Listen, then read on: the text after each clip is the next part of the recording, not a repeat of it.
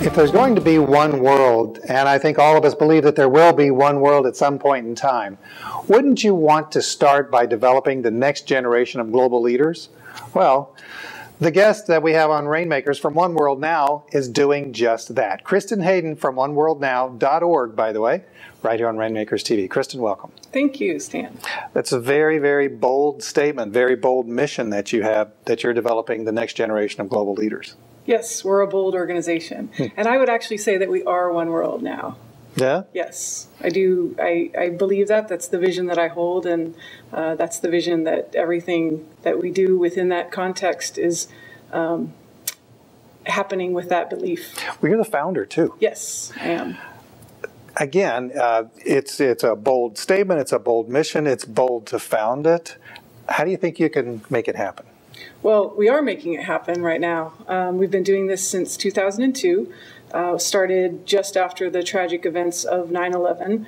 There were a lot of contributions to why I started One World Now. That was one of them. A lot of the fear that was generated amongst Americans at that time, and it's understandable. It's just that that was pervasive, and it was at a time that I had already been thinking for a number of years that I wanted to do something so bold, but just didn't exactly have the vision solidified. I spent most of my 20s living abroad in Moscow, Paris, London, Tbilisi, having a lot of international experiences, both in the for-profit and nonprofit world.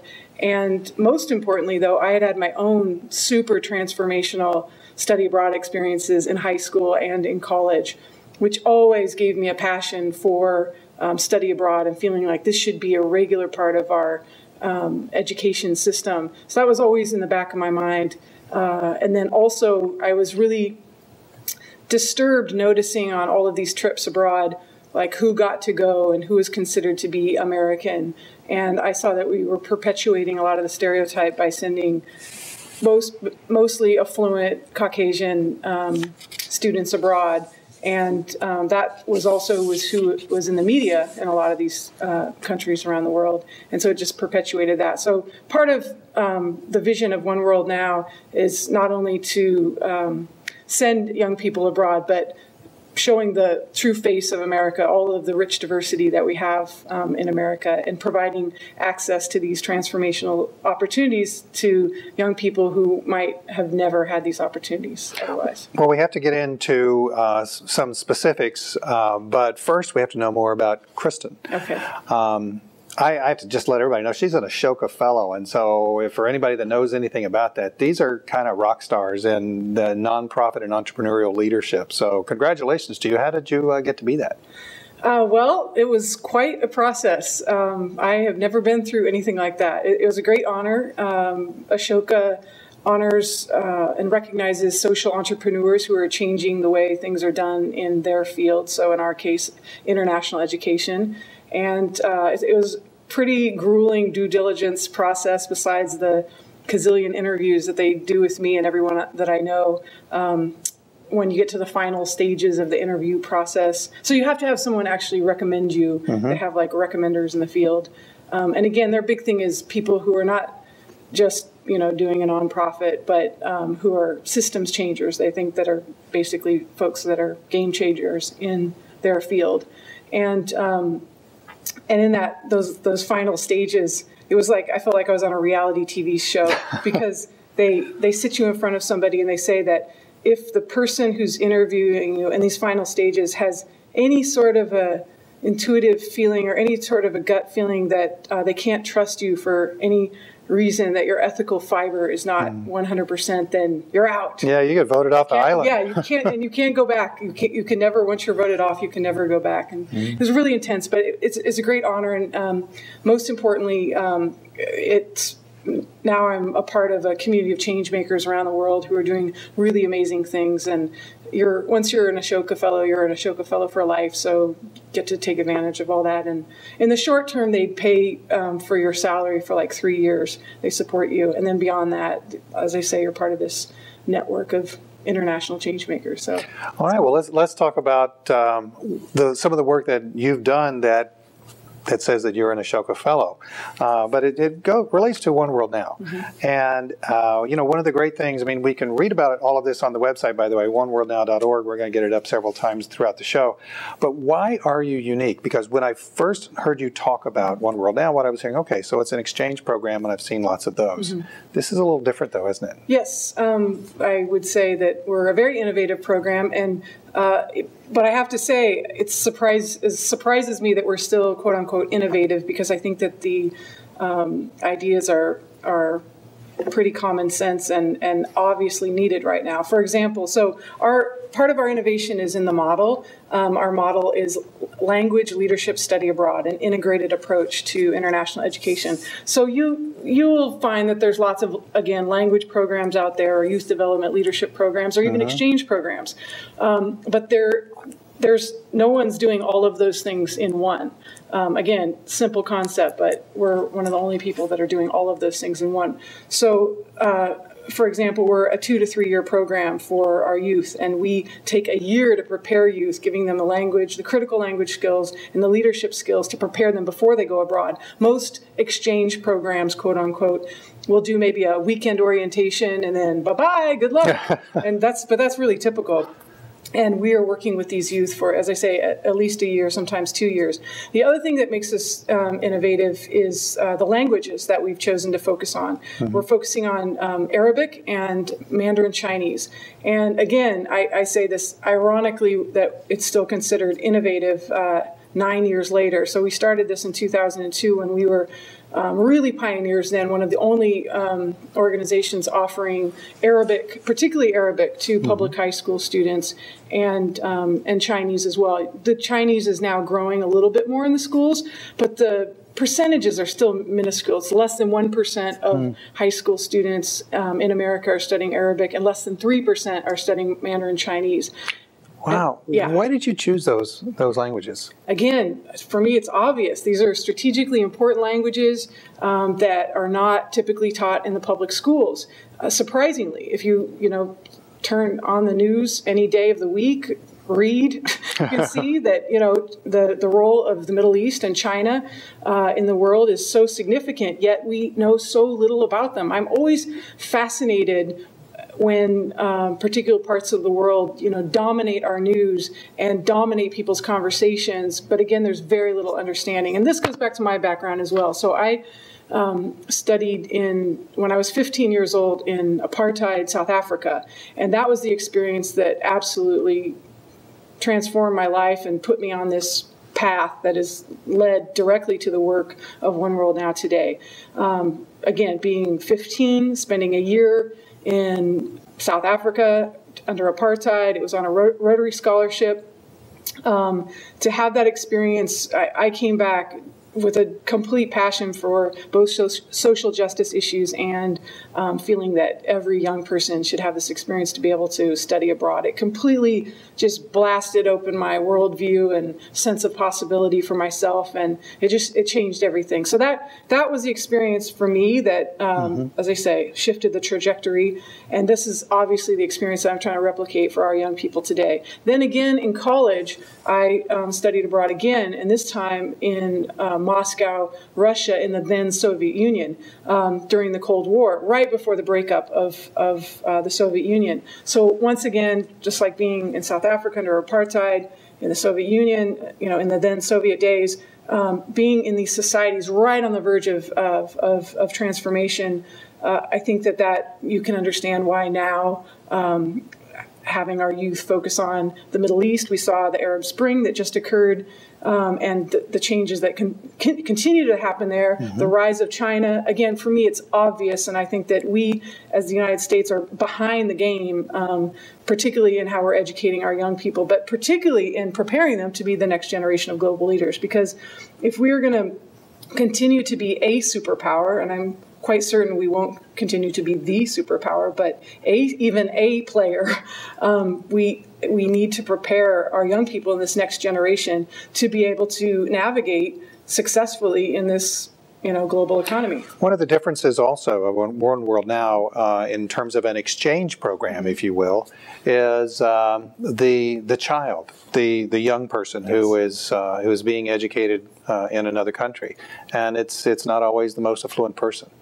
Right. Thank you for bringing that up. So that is the other thing. So it's besides, as we talked about, the one thing that makes us different is just our integrated model. The other thing that makes us different is the languages that we're choosing to focus on, the Chinese and the Arabic. And finally, exactly that, the fact that we're focused on underserved youth.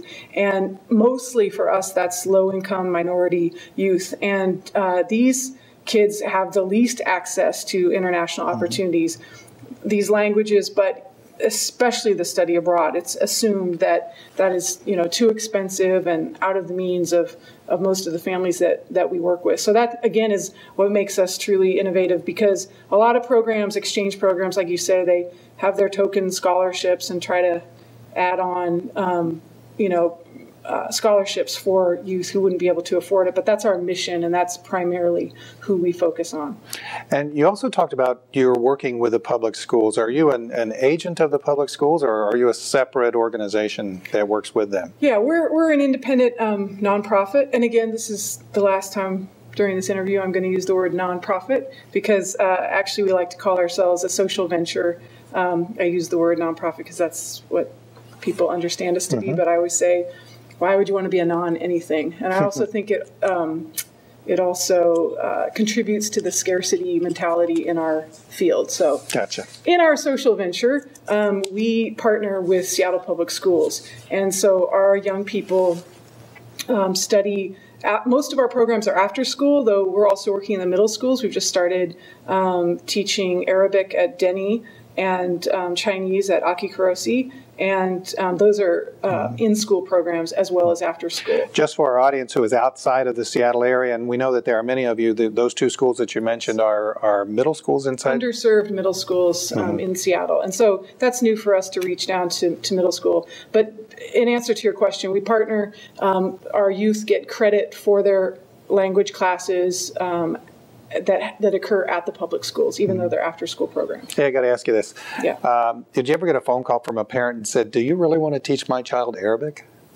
They usually don't call me directly to say that, but I'm sure that question has come up. Yeah, what's the response? We are setting these youth up for success. Again, I repeat the statistics, less than 1%, less than 3% with the Chinese.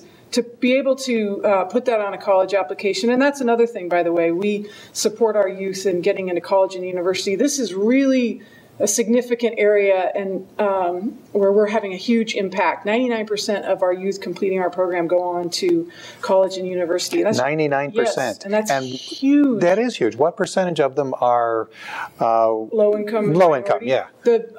Over 76% of our youth are eligible for free and reduced lunch, and over 90% are youth of color.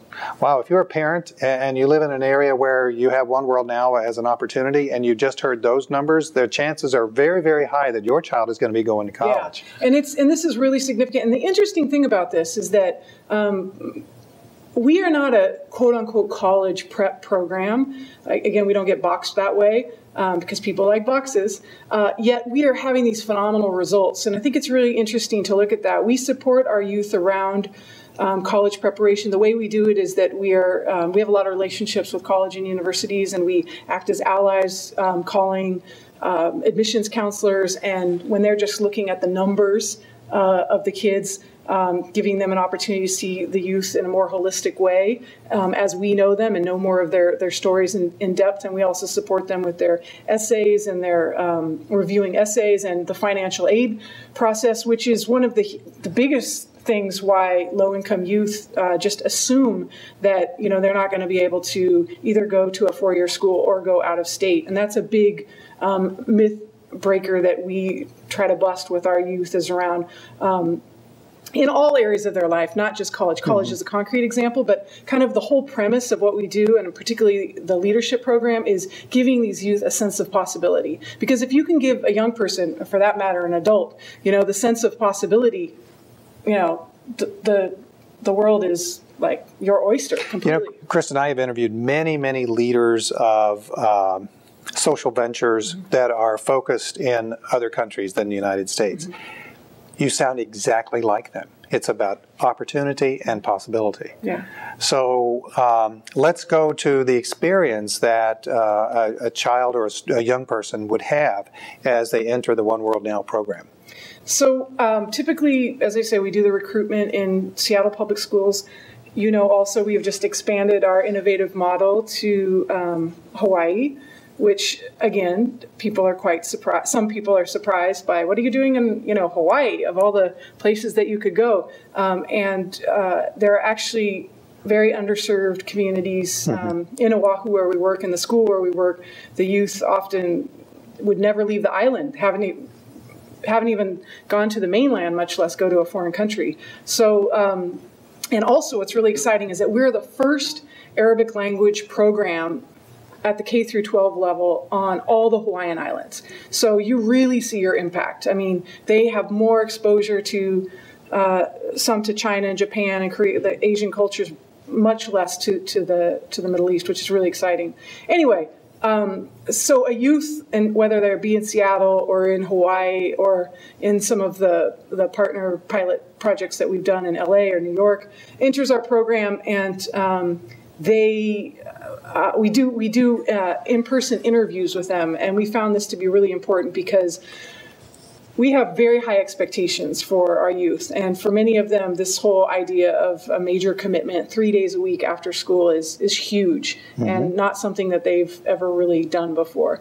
So we like to really lay out the expectations. 2 days a week after school, they're learning their Arabic or their Chinese, and then the third day, they're doing the intensive leadership training. And that's, as I say, where we really enforce all of these ideas around giving them a sense of possibility, having them look at their own identity and the stereotypes they may have about other people, and breaking that down and creating a sense of tolerance and understanding. And that is where the whole concepts of, global citizenship, and that making the connection between how you're being in your life right now, like with your peers, with your family, what the ripple effect is that in the world. I always find it really interesting if people have like really strong opinions, say, about a war going on in a particular place, and then you see the war of words that they use with their loved ones,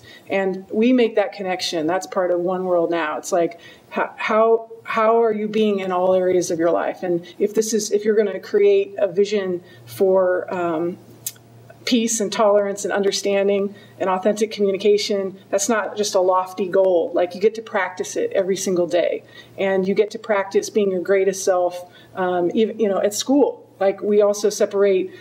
We don't separate. If you're failing in school during the school day, and you're doing really well at One World Now, I mean, there's a disconnect there. So again, we try to get the youth to see everything really holistically. Yeah, well, based on your numbers, since 99% of them go on to college, I don't suspect there's a whole lot of that going on. There's not a whole lot of failing going on in school. So. But this is, I'm just saying, this is kind of the philosophy, the underlying philosophy of which is really different, actually, than how a lot of people think and approach the world. And so in what we're emphasizing in developing the next generation of global leaders is really this sense of personal responsibility around your life, the choices that you're making, and again, getting them to see the impact and the connections. And what does having your iPod, how does that connect to child labor in the Congo? Like, getting them to make those connections. We like to be really disconnected from things because it makes us feel good and safe. And again, we can't afford to do that anymore. The world has changed so much, and it's rapidly changing so much that we are going to be really left behind if we're not preparing people to think. And you're not leaving kids behind. Instead, you're sending them to other countries. Yes. All right. So so they've gone through a year of language and leadership, and then you say, okay. And then we say, see ya. No. and then in typically the summertime, although this year, for example, we had our first spring break trip. We normally don't do that, but that was to Qatar, or Qatar, as Americans say. Qatar. Yeah, actually, but they pronounce it Qatar. Oh, okay. And that was thanks to one of our new, very generous funders, QFI, Qatar Foundation International, basically provided scholarships for our second-year Arabic students, some of them to go to study in Doha, Qatar. And it's so hot in the summer, I mean, it's unbearable that it had to be in the springtime. That was an exception. So the kids got, the kids got to go, and I mean, I'm sorry to call them kids, but, it's in an endearing way. But they got to go and use their Arabic. Yes, that's the whole point, is that when they go abroad, as I was starting to say, typically in the summertime, typically for a month, these trips vary, but the typical One World Now trip is that they would go for a month to the Middle East or China, put their leadership and language skills to use, stay typically with a host family, typically continue their language studies in a more formal way in that country, and then also do a service project. So that's how it typically looks. And we've sent kids to Qatar, as I said, this year for the first time, Jordan, Egypt, Morocco. Obviously, there was a lot going on in the Middle East this past summer that prevented some of the other plans that we had, but we're really glad that we were able to send kids to Qatar. We've sent kids to China. Every year we send youth to China. And then this year, actually, we had a trip to Kenya, which is not typically what we do. Obviously, it's not a place where one of our target languages is spoken. However, that partnership was really important. That was with Bardoli Global and Global Kids in New York City. And the reason why we did it was a State Department funded grant, was because there are only a few organizations like ours nationwide that particularly are providing international opportunities to underserved youth, like we were talking about. There's just a handful of us, and that handful of us wanted to collaborate and partner and show kind of what that would look like, and power in numbers. So that trip was really successful, and we want to do more of those types of collaboration to basically show how it works. Because everyone thinks, it's a great idea, of course, to send underserved youth abroad, but how do you do it? How do you pay for it? And so, again, we want to show more models of how that could work. And speaking of showing, and since we're not talking about nonprofit, but we are talking about entrepreneurship. Yes. Entrepreneurship has a measurement. And you've already talked a little bit about the measurement of 99% of your students go on to college. Are there other measurements that you determine your success?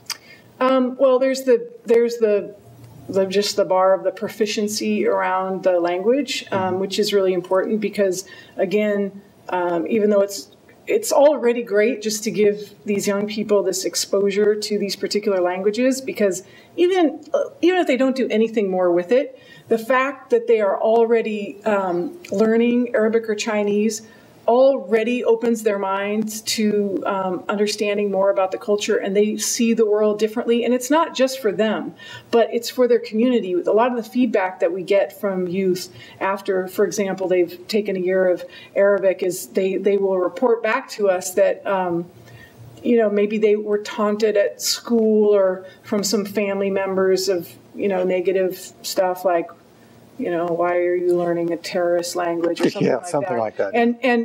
But the good thing about these youth, they then become citizen diplomats, because after they've learned the language, it's given them, it's not just the language, it's given them a door and appreciation of the culture, and then they're able to represent that with their family and friends. So the ripple effect goes beyond the individual child, but to the communities where they live and work. So what I was saying is that I just want to highlight that even at that is phenomenal right there, like if we just stopped it there. But many of our youth, more than half of our youth, their proficiency is such that they can go on to study in college, not in a level 1 class, but in a level 2 class. And what we see is, and that's to us is a sign of success, if our youth are particularly if they're choosing colleges then to go to that offer Chinese and Arabic, because not every college does. So that's a determinant. And secondly, that they're continuing to do that and continuing to go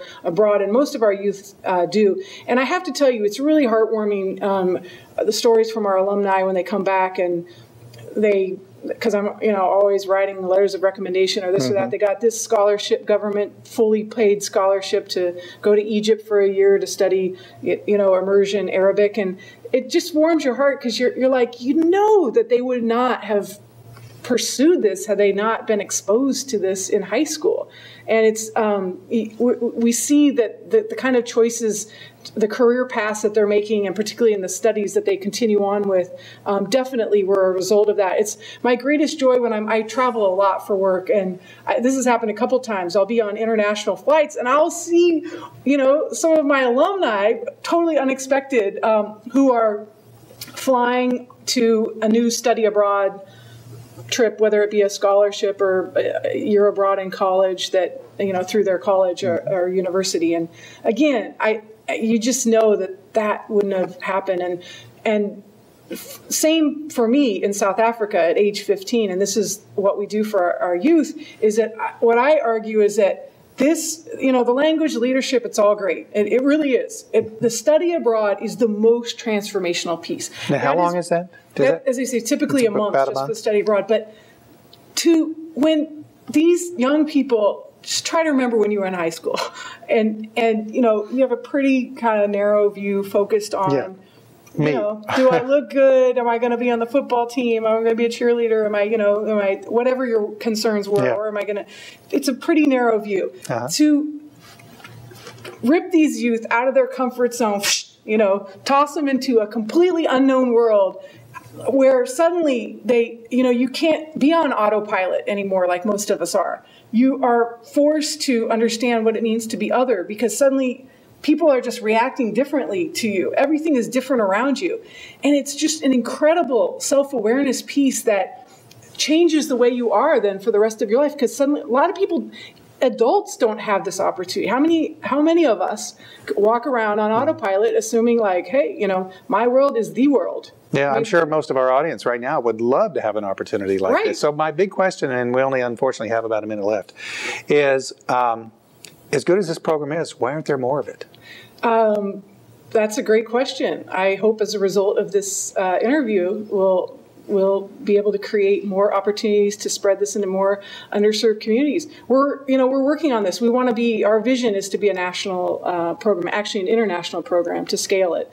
The Hawaii pilot is going really successful, and we have, as I say, really deep interest in LA and further expansion in New York, and actually an opportunity in DC. So we're looking to spread this at other urban centers. It takes resources, funds, and it's also about partners that are aligned with the values. As you've hopefully heard today, we actually do a lot. It's hard to talk in a very simple way about what we're doing, but it's very all-encompassing. So we go deep with the youth, and we're in a culture that stays on the surface, but we actually do a lot and go really deep. So to replicate that and to replicate it well, takes a lot of a thoughtful process and resources. And thank you very much. OneWorldNow.org. You got to go visit there, and then maybe you'll visit the rest of the world too. Take care.